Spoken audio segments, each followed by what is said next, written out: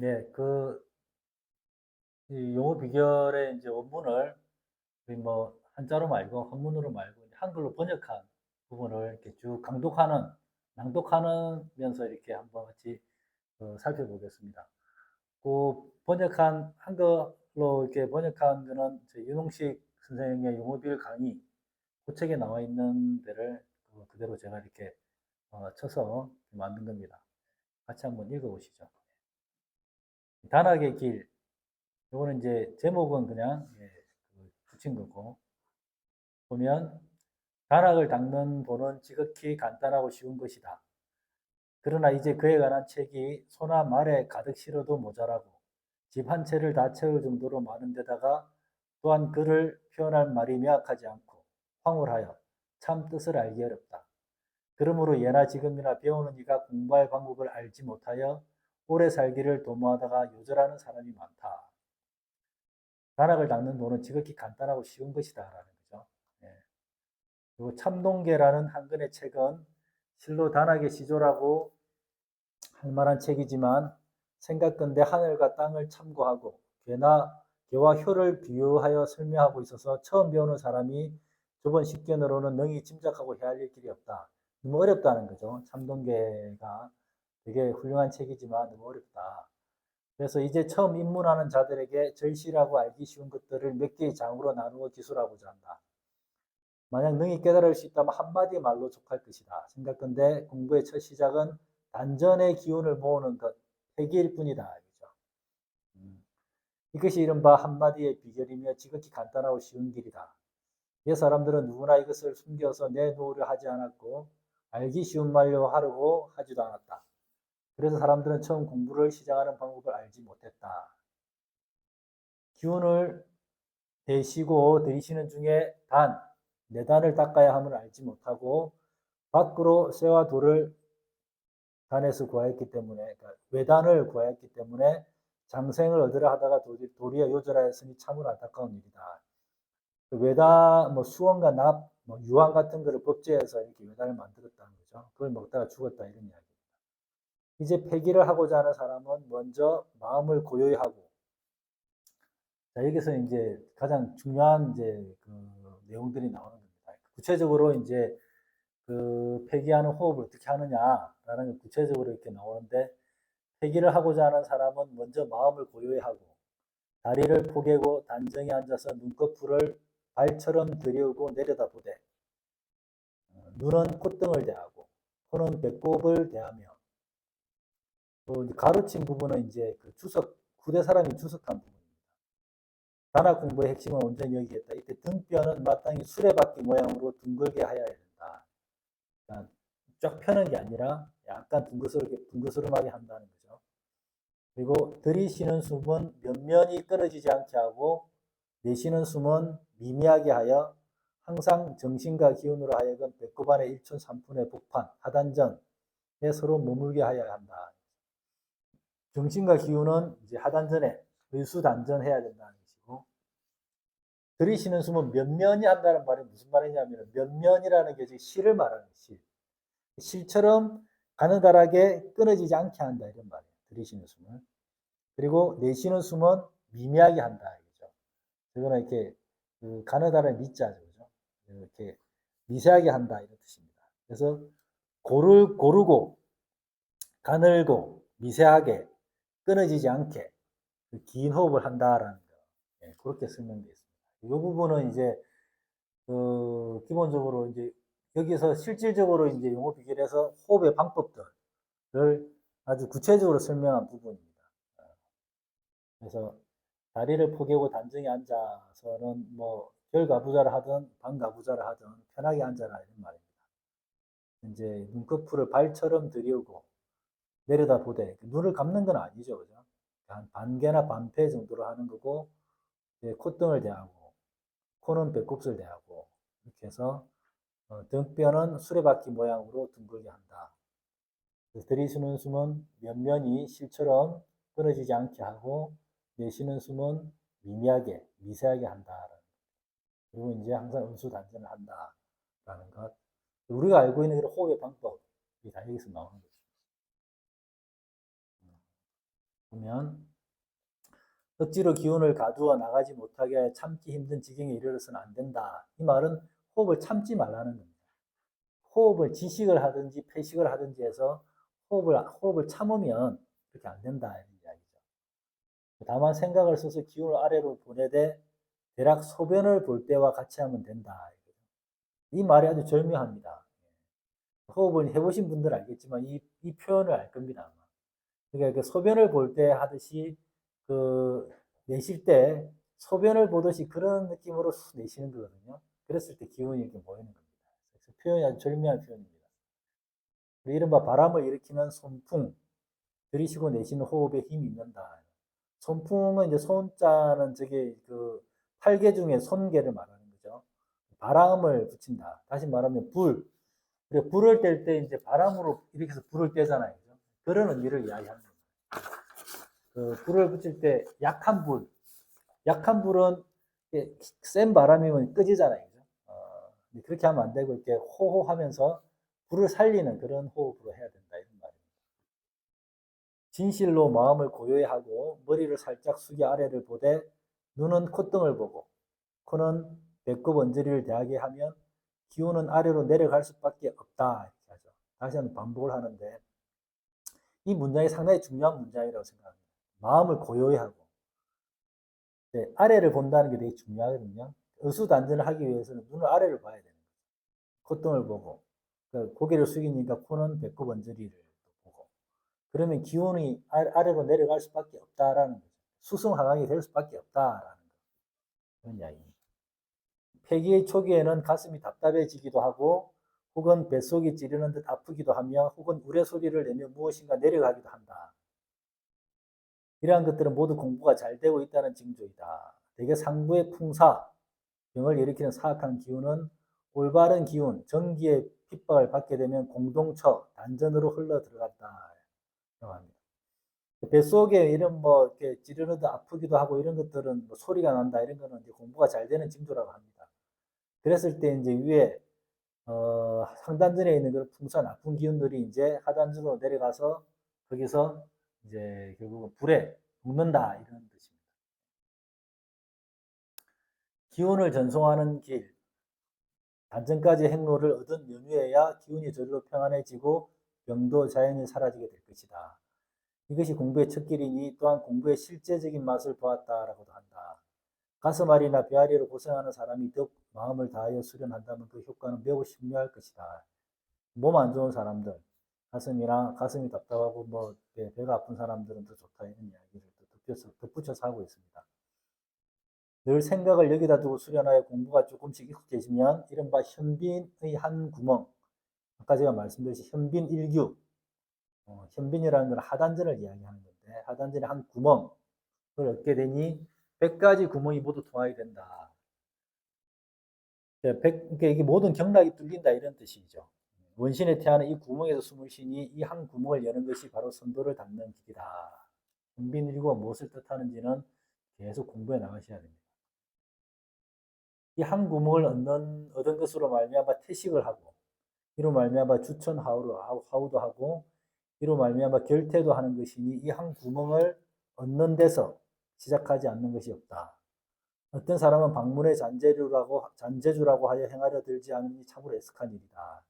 방문이라는 거는 이렇게 겹방자, 방계할 때 그 방자죠.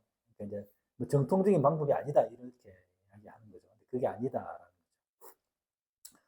변화하여 날아오르며 솟구치는 술법은 감히 내가 말할 바가 못되지만 정신을 배양하는 데 있어서는 1000가지 방법이나 100가지 약이 있다 하더라도 이에 비할 수는 없는 것이다.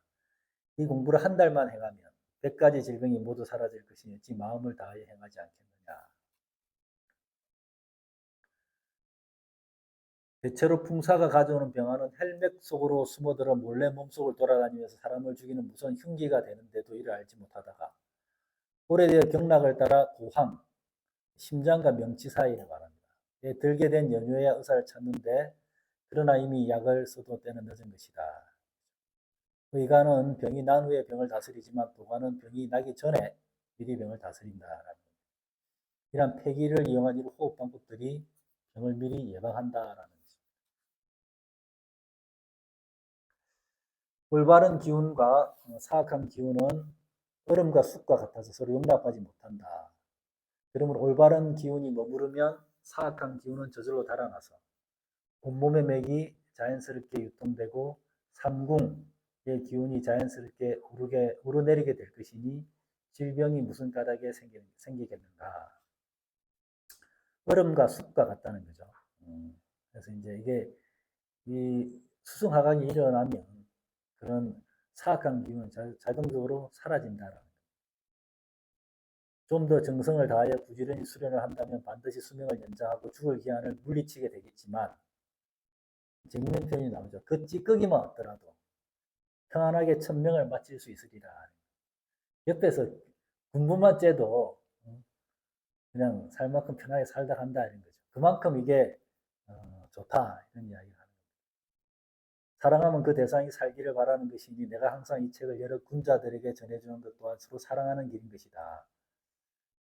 본인이 이런 책을 쓰게 된 의도를 이야기하는 거죠. 순수한 마음에서. 그리고 이 책을 보고 나서 나의 외람됨을 용서해 준다면 매우 다행일 것이다. 겸손의 말씀까지 이렇게 붙이고 있습니다.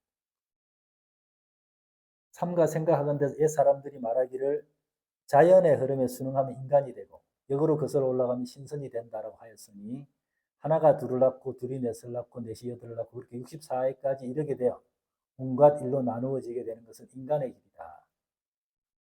인간의 길은 이 지구가 이제 우주가 무극에서 태극, 태극에서 음양, 음양에서 8개, 64개까지 이렇게 쭉 나눠지는 현상계에 살아가는 게 인간의 길이다.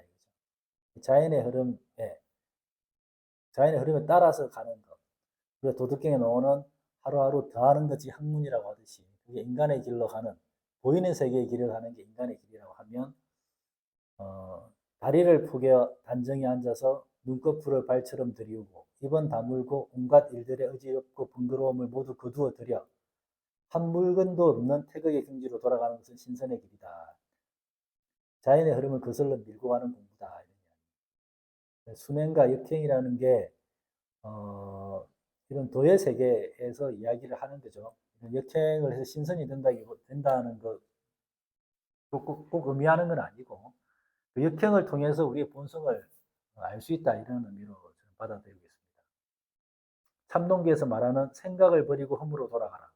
항상 무념의 상태가 되게 하고 무곡이라는 태그의 본체 스스로 경험하여 한 계단씩 차츰 밀고 나아가며 마음이 딱 하나로 모아져서 종행으로 흔들리지 않게 하라 하는 것이야말로 선도수련의 최고 핵심이다. 생각을 버리고 마음을 고요하게 해서 수련에 들어가라 이런 이야기. 다만 그 뜻을 일찍 세우는 것이 귀하다.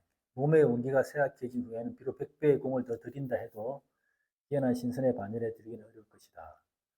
어쨌든 뭐 아주 냉정하게 현실을 이야기하는 거죠. 당연히 젊었을 때 하는 게 좋죠. 하루라도 빨리. 왜냐? 역행의 길이기 때문에. 돌아가야 되기 때문에. 많이 오면 그만큼 돌아갈 길이 길어지죠. 그죠? 그래서 일찍 하는 게 좋다. 그리고 이제 두 번째 이제 단락에 폐기에 대한 설명들이 나옵니다. 혹은 복기, 기운을 단전에 숨김, 또는 무기, 싸움, 단전의 싸움이라고도 한다. 황정경의 신선도사라 하여 별다른 신통력이 있는 것이 아니다. 정액과 기운을 쌓아서 참되게 하였을 뿐이다. 라고 한 것은 바로 이것을 이룬 말이다. 특별한 비법이 있는 게 아니다. 그렇죠? 황정경은 이제 중국 도교의 가장 최고의 경전입니다. 폐기는 눈을 깃발로 삼는다. 그러면 기운이 오르고 내림과 전후 좌우로 오감에 있어서 내 뜻대로 되지 않음이 없을 것이다. 눈을 이용해서 이제 기운을 올리고 내린다라고 합니다. 이 부분은 뭐 실제로 저도 따라 해보지는 않았는데 한번 이렇게 그 수련할 때 한번 해보시면 뭐 그 효과를 아마 알 수도 있을 겁니다. 기운을 올라가게 하려면 위를 보고 기운을 내려가게 하려면 아래를 보면 된다. 오른쪽 눈을 감고 왼쪽 눈을 뜬 채 위를 보면 좌측의 기가 돌아서 올라가고 왼쪽 눈을 감고 오른쪽 눈을 뜬 채 위를 보면 우측 기가 돌아서 올라간다. 기운을 아래로 내려가게 할 때는 몸 앞쪽에 인맥을 쓰고 기운을 위로 올라가게 할 때는 몸의 뒤쪽에는 동맥을 사용하면 된다. 정신이 가는 곳에 기운이 가고, 정신이 머물면 기운도 머문다. 정신이 이르는 곳에 기운이 이르지 않는 법이 없다. 다락수련의 그 가장 원리 세 개 중에 심기혈정이라는 말이죠. 마음으로 정신으로 그 기운을 다 이렇게 돌린다는 말.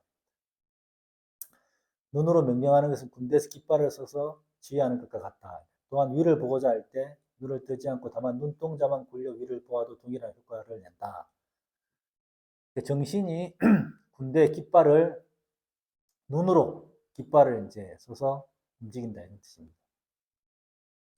그런데 세상 사람들은 대개가 몸의 위쪽은 기운이 성하고 아래쪽은 허하다. 위쪽이 이제 기운이 성하고 빽빽하다 이거죠. 기운이 몰려 있다 이거죠. 아래쪽은 허하다. 수승하강이 안 되고 화각에서 올라가고 수는 내려간다 이런 말이죠.